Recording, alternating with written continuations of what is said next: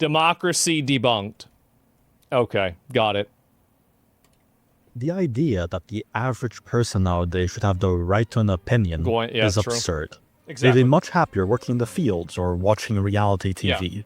Instead, their feelings get electrified and weaponized by mass media, which specializes not in fact-finding or logic, but rather on ways to make the masses parrot them for political power. Of course, saying this might as well be blasphemy by modern standards, which treats democracy as a god to be worshipped. Democracy is a horrible idea, by the way. Universal suffrage is the biggest threat to the American empire that you could ever have. It's the biggest threat to the country that we have.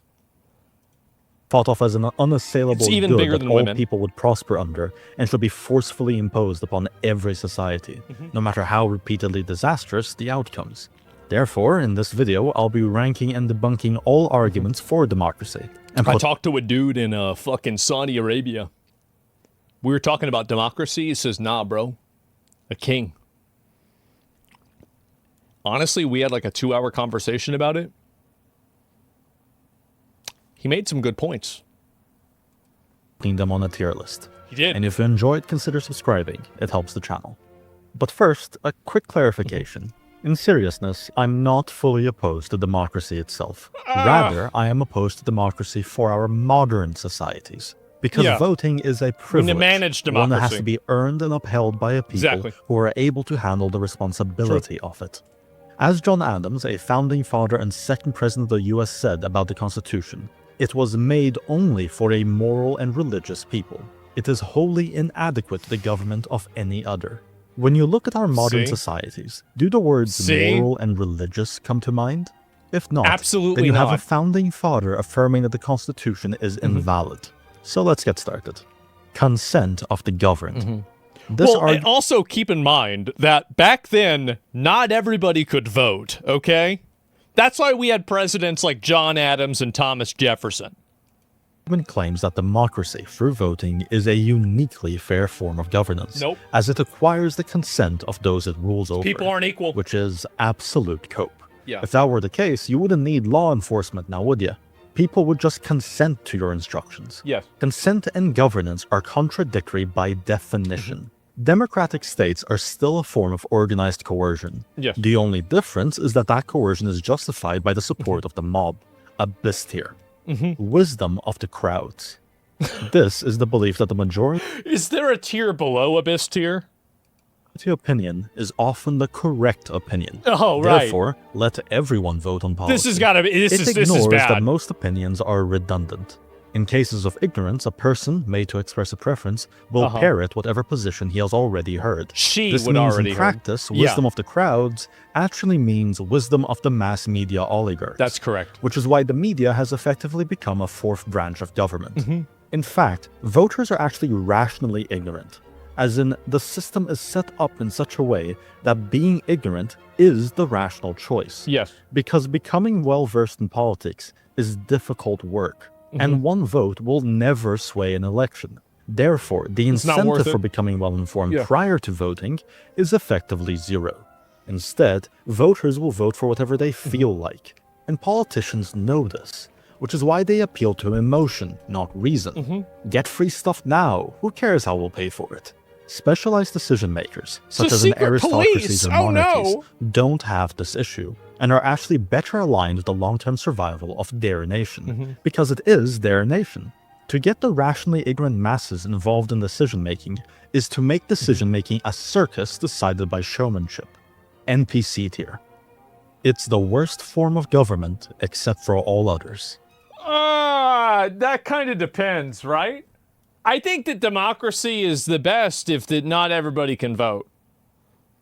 Like, I want to have like a democracy, but only some people can vote. They get filtered out. That's what I want.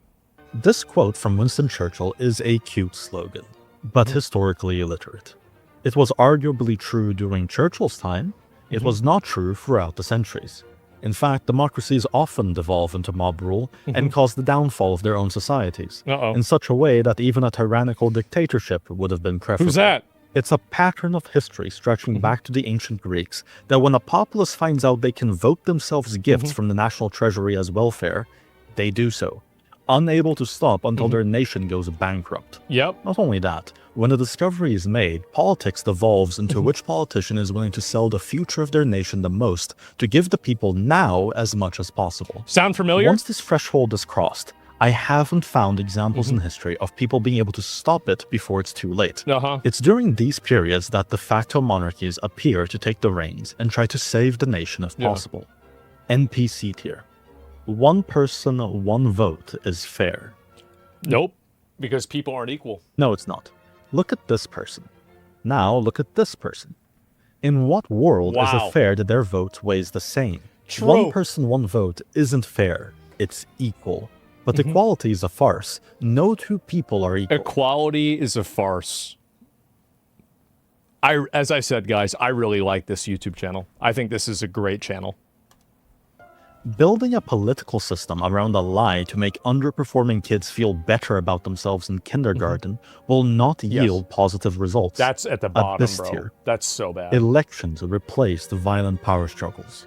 Really? Tell that to Minnesota. One of the main advantages of democracies is that should an old elite lose support, they can have a peaceful and orderly transition of power. I think this is an average tier votes are argument. promises of force. Each side is measuring support and assumes the side of the most support would win a civil war. So instead of fighting it out, the loser concedes. The issue comes when the votes stop representing actual force. When the weak, or those who don't have a stake in Well, we know. society vote, it's a deception. Because should a civil war happen, they won't fight. When this deception is exposed, the incentives change and actually increases the likelihood of violence. Take, for example, a situation where Party A has the support of a well-armed and motivated minority of about 45%. Meanwhile, Party B has a cowardly or apathetic majority of about 55%. Well, I wonder who's going to win. In such a system, Party B will always win elections, but Party A will always win civil wars. So how long until Party A decides enough is enough? But it's actually worse than that. That's the question a lot of people are asking. Because when power struggles happen in monarchies or aristocracies, that's a dispute between the elites in a nation, not the people. The people may suffer, but rarely are they fully mobilized to kill their own countrymen. On the other hand, in a democracy with mass mobilization and ideological warfare, it becomes a full-blown civil war, with sometimes even regular families getting forced into opposite sides. Strong tier though, because it's true as long as the vote is respectable. Democracies protect liberties better. That's the problem. I mean, you're making my point for me. No, they don't. Exactly. They just waste time trying to justify the erasure of liberties to pretend like they care. Take the Civil Rights Act, for example. It was supposed to end racism. In practice, it ended freedom of association. The only one who can protect your personal liberty is you. Your state doesn't do it. And if anything, it's a constant threat to it, as Europe is now learning the hard way. In fact, I'd argue democracies care about your liberties even less than monarchies or aristocracies.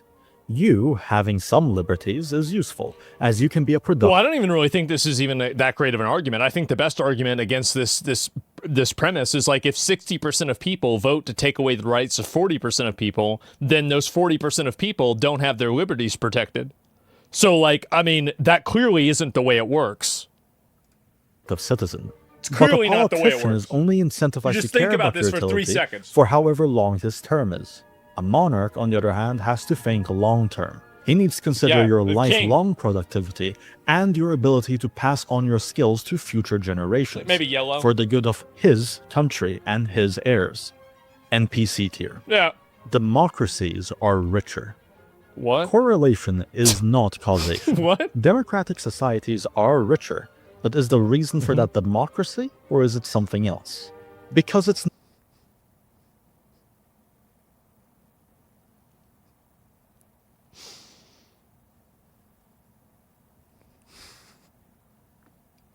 not actually democracies that are richer, but the West. Democracy is not a political hack for wealth, as we've seen from all the times in which we liberated nations, and they ended up worse than before. The reason Rhodesia. democracies are richer isn't because of democracy itself, but because it takes Because democracy is a product of Western culture. competent, self-reliant people to be able to establish for themselves a democracy and survive without outside intervention. You can't force success on people. That's bottom Law tier. tier. Really? I think Democracy, that's awful. just like any governing system, is a terrible tool, tier. not a god. It works for some people sometimes. Like any tool, if it's not appropriate for the job at hand, it should be replaced with something better suited. That concludes the tier list. If there are any other arguments you would like to see ranked, please share them in the comments below. So I think that democracy is great, but I don't think everybody should be able to vote. Like, that's the issue that I have. I like the idea of everybody having the ability to earn the privilege to vote. I just don't like the idea that everybody spawns in with the ability to vote, right? This is I've watched this channel so much. Everybody knows I love this channel. Basic logic, so true. So true. I am so glad to see this. I'm going to have to look at this Wolverine video, but not right now. Real democracy was never tried before. Plato said democracy is the second best and the second worst in terms of government in his Republic. Maybe, I don't know. Pull up democracy clip by that Terry guy. I mean, I don't know which one. Is it but the people are retarded? Is that it? Like, I don't know. I mean, there's a lot of examples of it. I feel like it's been very, very common, and now more people are criticizing it, which is a good thing. So follow him on X. He's crying. Is he? Do I not follow him? I'm surprised I don't. I'm gonna have to, man. Sometimes you don't even spawn in. You can just hop a fence and vote in California. Oh, I heard about that. I heard there wasn't even a fence. They got rid of the fence. Just drive more shit. Yeah. Democracy is far more restrictive in the past, like extremely so. Yeah, that's whenever things were better. That's when things were better, but now they're not.